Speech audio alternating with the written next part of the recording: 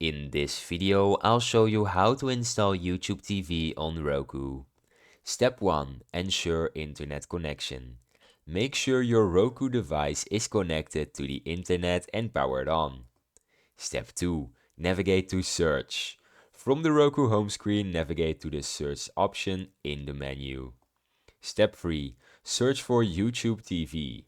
Type YouTube TV using the on-screen keyboard. Select YouTube TV from the search results. Step 4. Add channel. On the YouTube TV channel page, select Add channel or Install and confirm.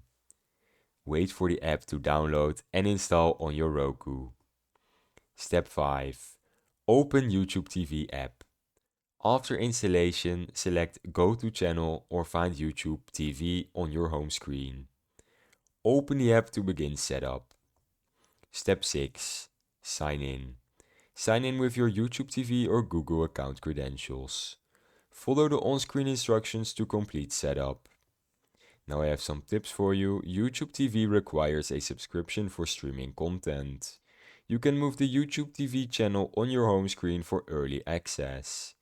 Ensure your Roku is updated to the latest software version for compatibility. And that is how you install YouTube TV on your Roku device. Subscribe.